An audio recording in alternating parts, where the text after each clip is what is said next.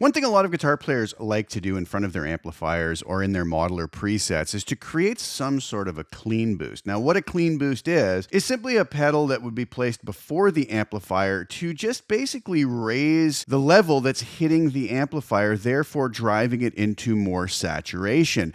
On the Helix, there's many ways we can do this. So we could pretty much take just about any block we have, something like the dynamic ambience. I can turn the mix down on it, and I could utilize this as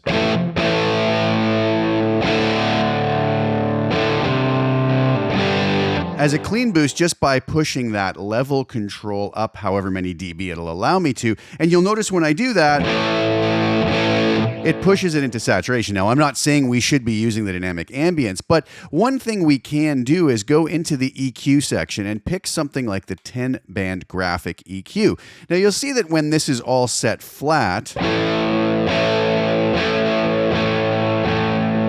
it really doesn't do much to the sound, whether it's bypassed or engaged, but it does give us the ability to add on the output of this block up to 15 dB of clean boost. Now, when I do this, I'm not altering the frequencies. I'm just hitting the front of the amp with 15 dB more gain. Now, this is not going to have the effect of raising the overall volume of the preset as much as you might think. Let's take a listen to it with it disengaged.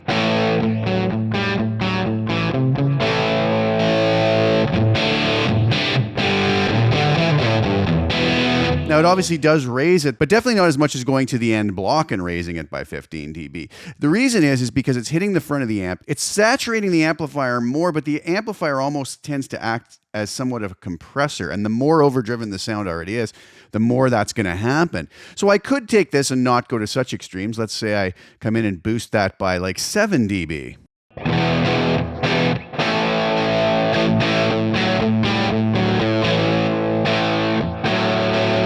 You can hear how we get more saturation out of the amplifier.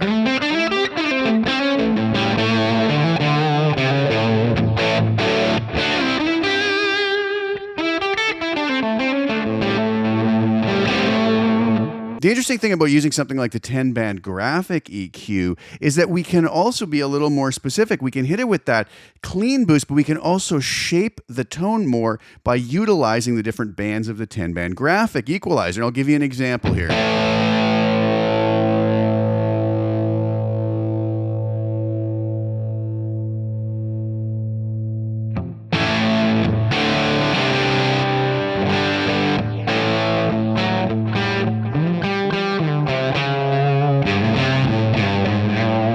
Now, I could go really extreme here just for demonstration purposes.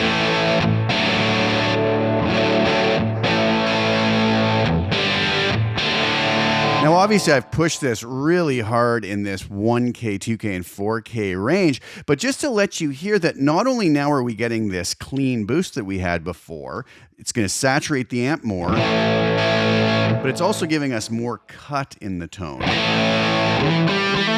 Not necessarily saying that this is a great setting, but just more for the purpose of demonstrating.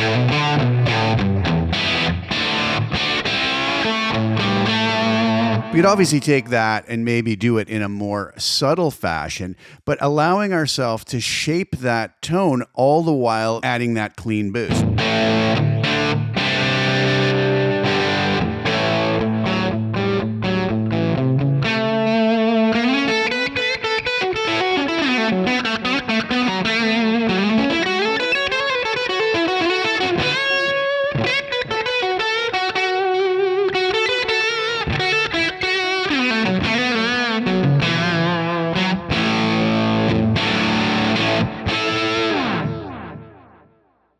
So if you're looking for a really cool clean boost that will also allow you to shape the tone somewhat to maybe have your tone cut a little more when we kick that lead in, the 10-band graphic EQ can be the perfect clean boost by adding clean level and then also using the various bands of the 10-band graphic EQ to shape the tone in a manner that might make it easier for you to get the desired results. I hope you enjoyed that quick tip, and I hope that that's something that you can find useful in dialing in your own tones. I hope you enjoy the music on the way out. The links are below to the preset that you're going to hear.